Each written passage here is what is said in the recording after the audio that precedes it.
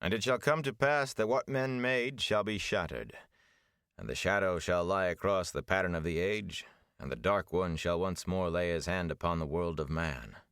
Women shall weep and men quail as the nations of the earth are rent like rotting cloth. Neither shall anything stand nor abide.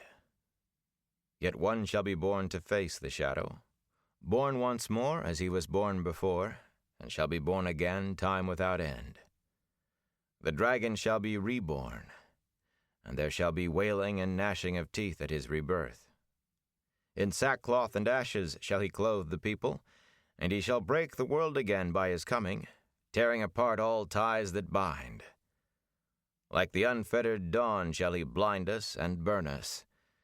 Yet shall the dragon reborn confront the shadow at the last battle, and his blood shall give us the light. Let tears flow, O ye people of the world. Weep for your salvation. From the Koreathon Cycle, The Prophecies of the Dragon, as translated by Elaine Moresaidin Alshin, Chief Librarian at the Court of Arafel, in the year of grace 231, of the New Era, the Third Age. Prologue. In the Shadow. The man who called himself Bors, at least in this place, sneered at the low murmuring that rolled around the vaulted chamber like the soft gabble of geese. His grimace was hidden by the black silk mask that covered his face, though, just like the masks that covered the 100 other faces in the chamber. 100 black masks and 100 pairs of eyes trying to see what lay behind them. If one did not look too closely, the room could have been in a palace, with its tall marble fireplaces and its golden lamps hanging from the domed ceiling, its colorful tapestries and intricately patterned mosaic floor. If one did not look too closely. The fireplaces were cold, for one thing. Flames danced on logs as thick as a man's leg, but gave no heat. The walls behind the tapestries, the ceiling high above the lamps, were undressed stone, almost black. There were no windows and only 2 doorways, one at either end of the room. It was as if someone had intended to give the semblance of a palace reception chamber, but had not cared enough to bother with more than the outline and a few touches for detail. Where the chamber was, the man who called himself Bors did not know, nor did he think any of the others knew. He did not like to think about where it might be. It was enough that he had been summoned. He did not like to think about that either, but for such a summons, even he came. He shifted his cloak, thankful that the fires were cold, else it would have been too hot for the black wool draping him to the floor. All his clothes were black. The bulky folds of the cloak hid the stoop he used to disguise his height, and bred confusion as to whether he was thin or thick. He was not the only one there enveloped in a tailor's span of cloth. Silently, he watched his companions. Patience had marked much of his life. Always, if he waited and watched long enough, someone made a mistake. Most of the men and women here might have had the same philosophy. They watched and listened silently to those who had to speak. Some people could not bear waiting or silence, and so gave away more than they knew. Servants circulated through the guests, slender, golden-haired youths, proffering wine with a bow and a wordless smile. Young men and young women alike, they wore tight white breeches and flowing white shirts. And male and female alike, they moved with disturbing grace. Each looked more than a mirror image of the others, the boys as handsome as the girls were beautiful. He doubted he could distinguish one from another, and he had an eye and a memory for faces. A smiling white-clad girl offered her tray of crystal goblets to him. He took one with no intention of drinking. It might appear untrusting, or worse, and either could be deadly here, if he refused altogether, but anything could be slipped into a drink. Surely some among his companions would have no objections to seeing the number of their rivals for power dwindle, whomever the unlucky ones happened to be. Idly he wondered whether the servants would have to be disposed of after this meeting. Servants hear everything. As the serving girl straightened from her bow, his eye caught hers above that sweet smile. Blank eyes, empty eyes, a doll's eyes. eyes more dead than death. He shivered as she moved gracefully away and raised the goblet to his lips before he caught himself. It was not what had been done to the girl that chilled him. Rather, every time he thought he detected a weakness in those he now served, he found himself preceded, the supposed weakness cut out with a ruthless precision that left him amazed and worried. The first rule of his life had always been to search for weakness. For every weakness was a chink where he could probe and pry and influence. If his current masters, his masters for the moment, had no weakness. Frowning behind his mask, he studied his companions. At least there was plenty of weakness there. Their nervousness betrayed them, even those who had sense enough to guard their tongues. A stiffness in the way this one held himself, a jerkiness in the way that one handled her skirts. A good quarter of them, he estimated, had not bothered with disguise beyond the black masks. Their clothes told much. A woman standing before a gold and crimson wall hanging, speaking softly to a figure, impossible to say whether it was man or woman, cloaked and hooded in gray. She had obviously chosen the spot because the colors of the tapestry set off her garb.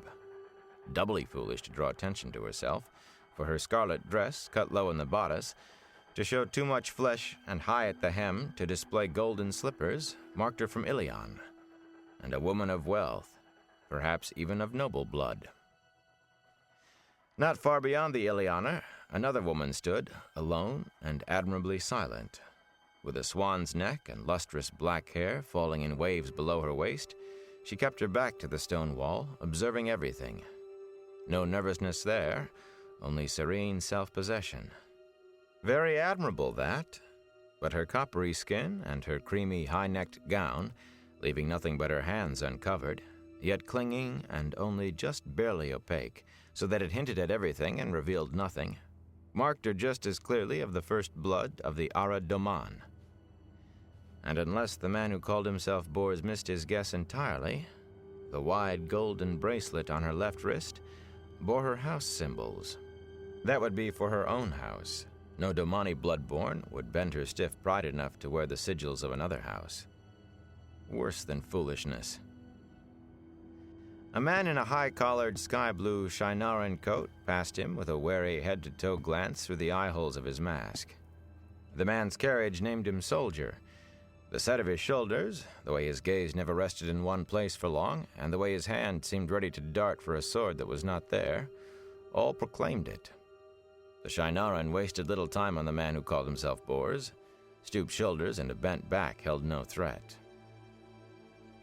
The man who called himself Bors snorted as the Shinaran moved on, right hand clenching and eyes already studying elsewhere for danger. He could read them all, to class and country. Merchant and warrior, commoner and noble. From Kandor and Kyrian, Saldaea and Giladon. From every nation and nearly every people. His nose wrinkled in sudden disgust. Even a tinker, in bright green breeches and a virulent yellow coat. We can do without those come the day. The disguised ones were no better, many of them cloaked and shrouded as they were. He caught sight under the edge of one dark robe of the silver-worked boots of a High Lord of Tyr, and under another a glimpse of golden lion head spurs worn only by high officers in the Andorran Queen's Guards. A slender fellow, slender even in a floor-dragging black robe and an anonymous gray cloak, caught with a plain silver pin, watched from the shadows of his deep cowl. He could be anyone from anywhere, except for the six-pointed star tattooed on the web between thumb and forefinger of his right hand. One of the sea folk, then. And a look at his left hand would show the marks of his clan and line. The man who called himself Bors did not bother to try. Suddenly his eyes narrowed, fixing on a woman, enveloped in black till nothing showed but her fingers. On her right hand rested a gold ring in the shape of a serpent eating its own tail.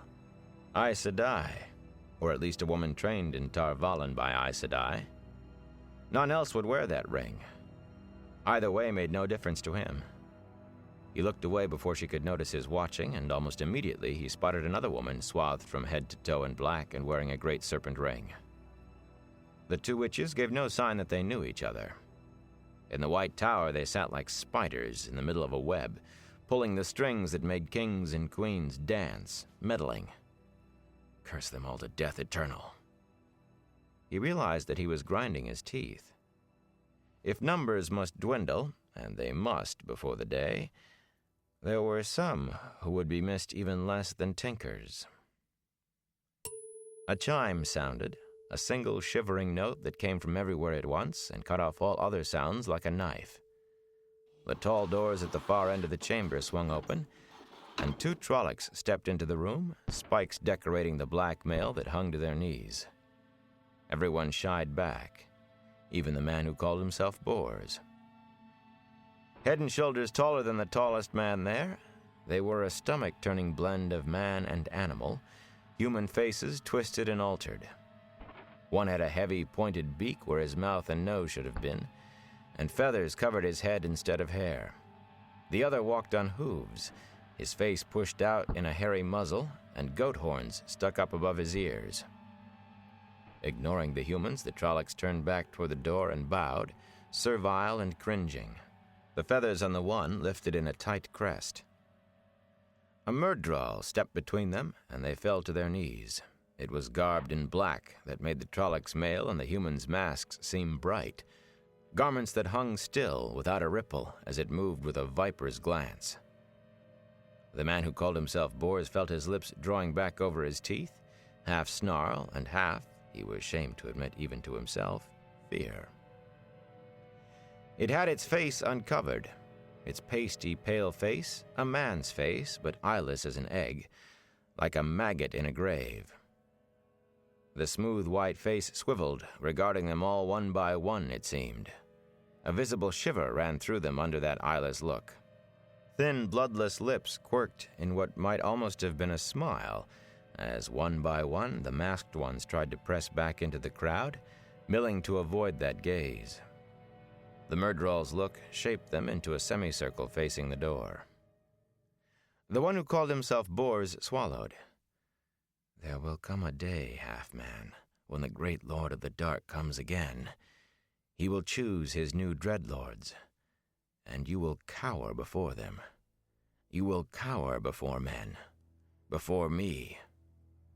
Why doesn't it speak? Stop staring at me and speak. Your master comes, the Myrddraal's voice rasped like a dry snakeskin crumbling. To your bellies, worms. Grovel lest his brilliance blind and burn you. Rage filled the man who called himself Bors at the tone as much as the words. But then the air above the halfman shimmered, and the import drove home. It can't be. It can't. The Trollocs were already on their bellies, writhing as if they wanted to burrow into the floor. Without waiting to see if anyone else moved, the man who called himself Bors dropped face down, grunting as he bruised himself on the stone. Words sprang to his lips like a charm against danger. They were a charm, though a thin reed against what he feared. And he heard 100 other voices, breathy with fear, speaking the same against the floor. The great Lord of the Dark is my master, and most heartily do I serve him to the last shred of my very soul. In the back of his mind, a voice chattered with fear. The Dark One and all the Forsaken are bound. Shivering, he forced it to silence. He had abandoned that voice long since. Lo, my master is death's master. Asking nothing do I serve against the day of his coming, yet do I serve in the sure and certain hope of life everlasting. Bound in Sheol Ghul, bound by the Creator at the moment of creation. No, I serve a different master now. Surely the faithful shall be exalted in the land, exalted above the unbelievers, exalted above thrones. Yet do I serve humbly against the day of his return. The hand of the Creator shelters us all, and the light protects us from the shadow. No, a different master. Swift come the day of return. Swift come the great Lord of the Dark to guide us and rule the world forever and ever. The man who called himself Bors finished the creed, panting, as if he had run 10 miles. The rasp of breath all around him told him he was not the only one. Rise, all of you, rise. The mellifluous voice took him by surprise. Surely none of his companions, lying on their bellies with their masked faces pressed to the mosaic tiles, would have spoken, but it was not the voice he expected from. Cautiously, he raised his head enough to see with one eye. The figure of a man floated in the air above the murderall, the hem of his blood-red robe hanging a span over the halfman's head. Masked and blood-red, too. Would the great Lord of the Dark appear to them as a man? And masked, besides? Yet the murderall, its very gaze fear, trembled and almost cowered where it stood in the figure's shadow. The man who called himself Bors grasped for an answer his mind could contain without splitting. One of the Forsaken, perhaps. That thought was only a little less painful. Even so, it meant the day of the Dark One's return must be close at hand, if one of the Forsaken was free. The Forsaken. 13 of the most powerful wielders of the One Power in an age filled with powerful wielders had been sealed up in Shale Ghul along with the Dark One, sealed away from the world of men by the Dragon and the 100 Companions. And the backblast of that sealing had tainted the male half of the true source. And all the male Aes Sedai, those cursed wielders of the power, went mad and broke the world, tore it apart like a pottery bowl smashed on rocks, ending the age of legends before they died, rotting while they still lived. A fitting death for Aes Sedai, to his mind. Too good for them. He regretted only that the women had been spared. Slowly, painfully, he forced the panic to the back of his mind, confined it and held it tight, though it screamed to get out. It was the best he could do.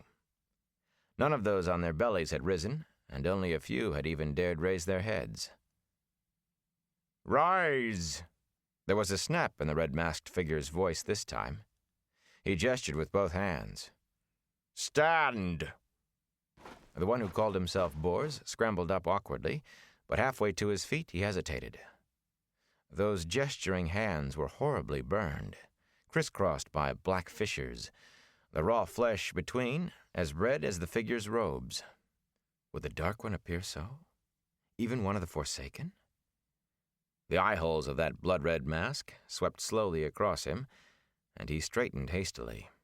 He thought he could feel the heat of an open furnace in that gaze. The others obeyed the command with no more grace and no less fear in their rising. When all were on their feet, the floating figure spoke. "I have been known by many names, but the one by which you shall know me is Baalzamon." The man who called himself Bors clamped his teeth to keep them from chattering. Baalzamon.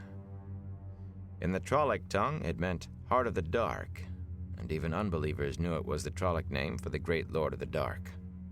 He whose name must not be uttered. Not the true name, Shaitan, but still forbidden.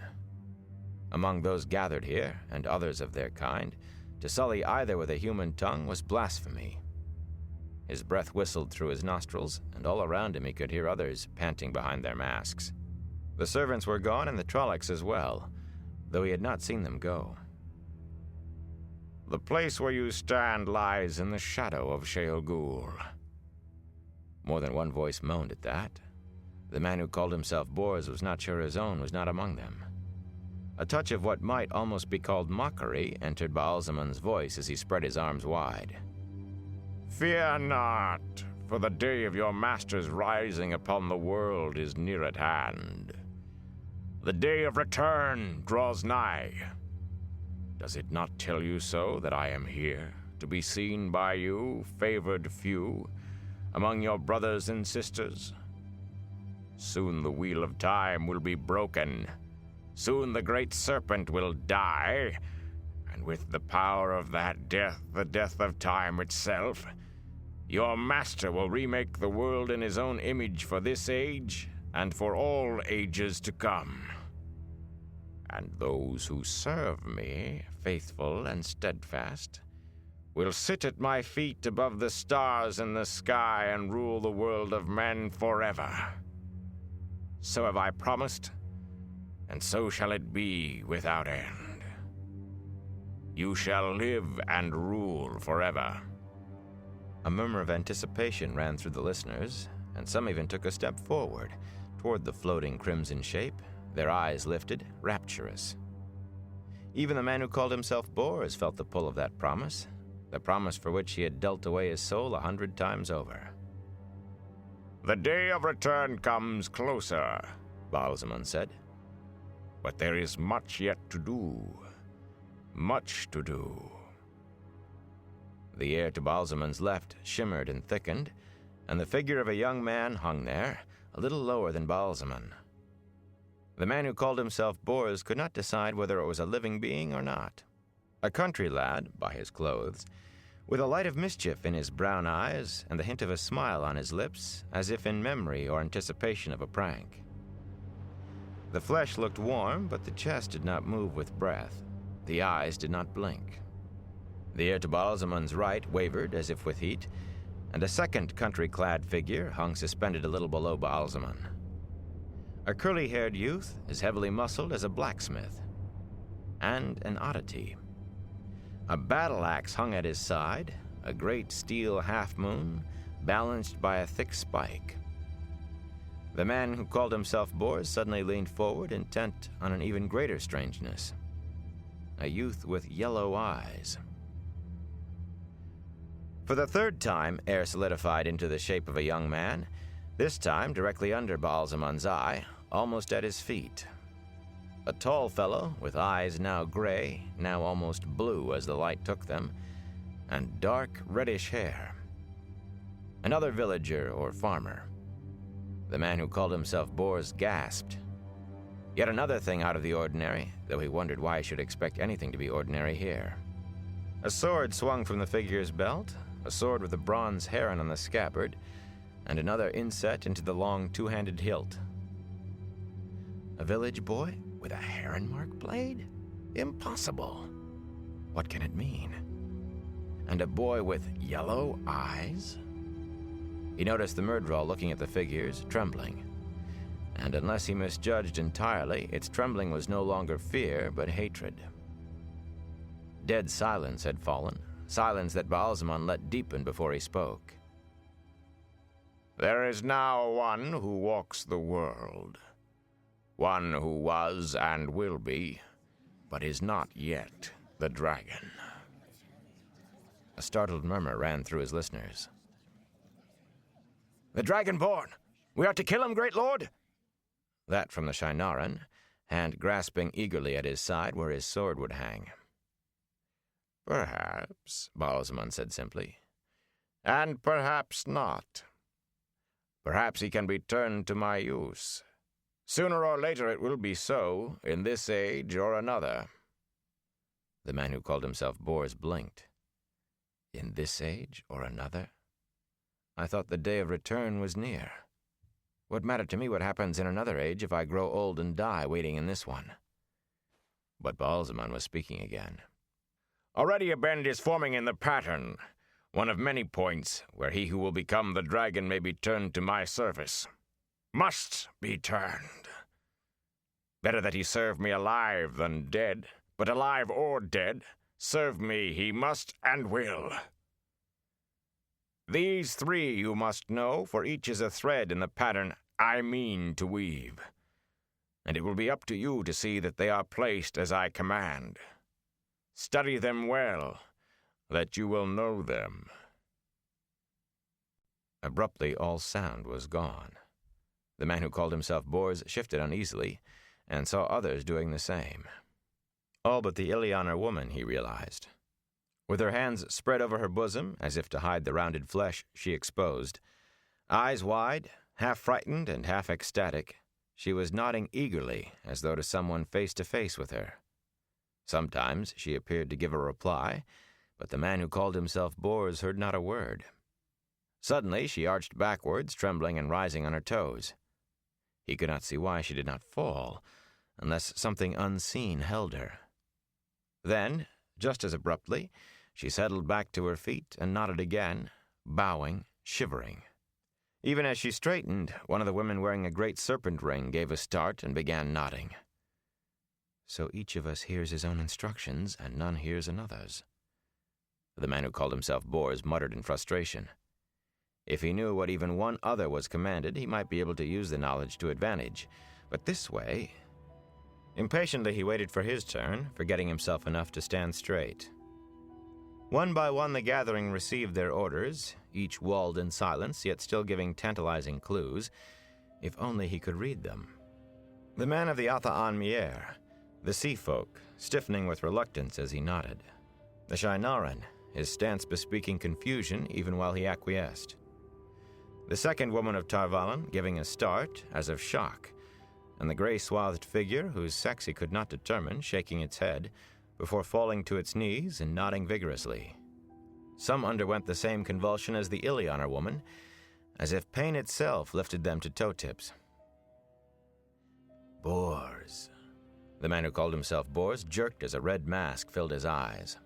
He could still see the room, still see the floating shape of Baalzamon and the three figures before him, but at the same time, all he could see was the red-masked face.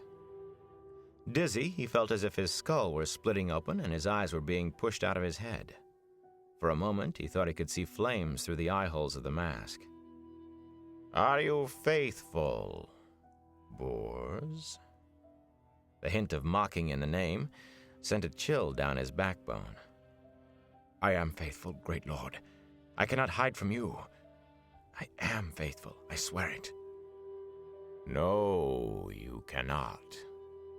The certainty in Baalzamon's voice dried his mouth, but he forced himself to speak. Command me, great lord, and I obey. Firstly, you are to return to Taraban and continue your good works. In fact, I command you to redouble your efforts. He stared at Baalzamon in puzzlement, but then fires flared again behind the mask, and he took the excuse of a bow to pull his eyes away. As you command, great lord, so shall it be. Secondly, you will watch for the three young men and have your followers watch. Be warned, they are dangerous. The man who called himself Bors glanced at the figures floating in front of Baalzamon. How can I do that? I can see them, but I can't see anything except his face.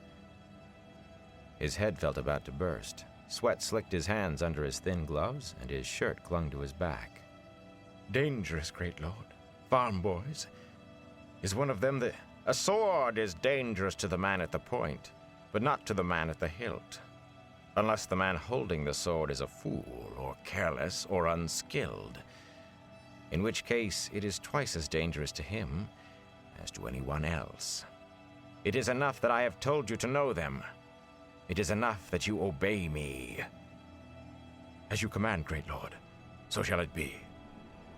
Thirdly, regarding those who have landed at Toman Head and the Domani, of this you will speak to no one.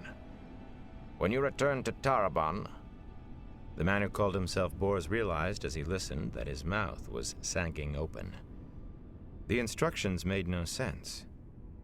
If I knew what some of the others were told, perhaps I could piece it together.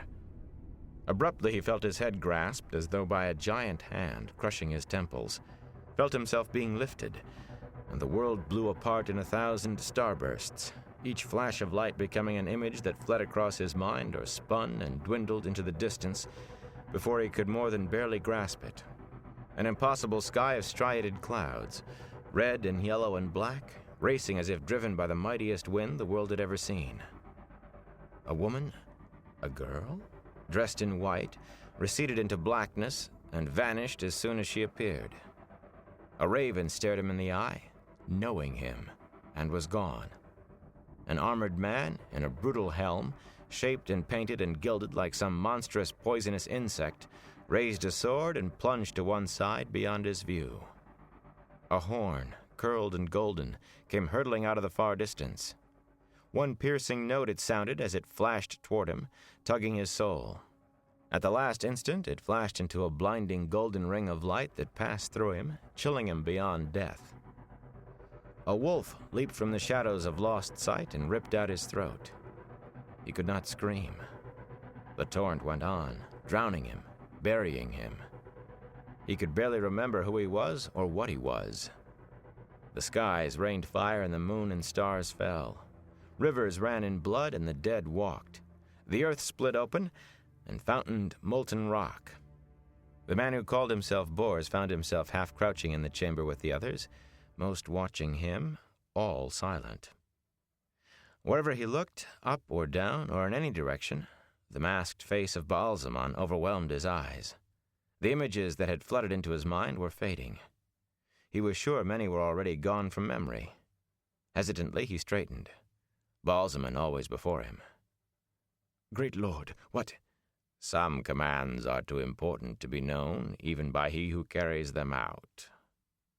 The man who called himself Bors bent almost double in his bow. "As you command, great Lord," he whispered hoarsely, "so shall it be." When he straightened, he was alone in silence once more. Another, the Terran High Lord, nodded and bowed to someone none else saw. The man who called himself Bors put an unsteady hand to his brow, trying to hold on to something of what had burst through his mind, though he was not completely certain he wanted to remember. The last remnant flickered out, and suddenly he was wondering what it was that he was trying to recall. I know there was something, but what? There was something, wasn't there? He rubbed his hands together, grimacing at the feel of sweat under his gloves, and turned his attention to the three figures hanging suspended before Baalzamon's floating form. The muscular, curly-haired youth, the farmer with the sword, and a lad with a look of mischief on his face. Already in his mind, the man who called himself Bors had named them the blacksmith, the swordsman, and the trickster. What is their place in the puzzle? They must be important, or Baalzamon would not have made them the center of this gathering. But from his orders alone, they could all die at any time, and he had to think that some of the others, at least, had orders as deadly for the three. How important are they? Blue eyes could mean the nobility of Andor, unlikely in those clothes, and there were borderlanders with light eyes, as well as some Terrans, not to mention a few from Gillidan, and of course, no help there. But yellow eyes? Who are they? What are they? He started at a touch on his arm and looked around to find one of the white-clad servants, a young man, standing by his side. The others were back too, more than before, one for each of the masked. He blinked. Baalzamon was gone. The Myrddraal was gone too, and only rough stone was where the door it had used had been. The three figures still hung there, though. He felt as if they were staring at him. "If it please you, my Lord Bors, I will show you to your room." Avoiding those dead eyes, he glanced once more at the three figures, then followed. Uneasily, he wondered how the youth had known what name to use. It was not until the strange carved doors closed behind him, and they had walked a dozen paces, that he realized he was alone in the corridor with the servant. His brows drew down suspiciously behind his mask, but before he could open his mouth, the servant spoke. "The others are also being shown to their rooms, my lord.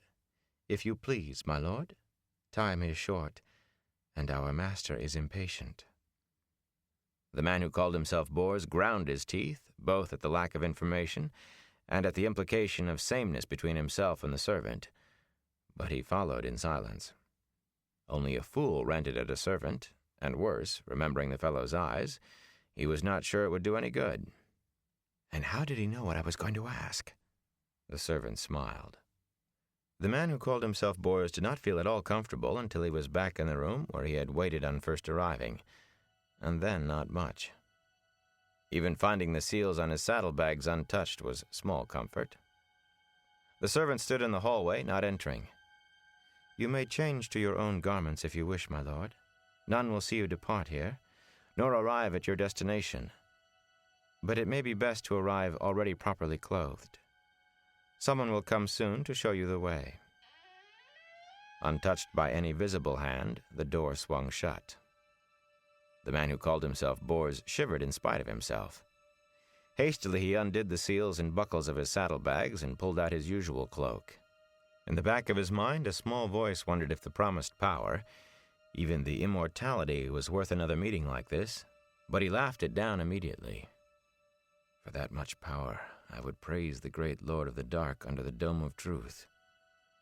Remembering the commands given him by Baalzamon, he fingered the golden flaring sun worked on the breast of the white cloak, and the red shepherd's crook behind the sun, symbol of his office in the world of men, and he almost laughed. There was work, great work, to be done in Taraban and on Almouth Plain.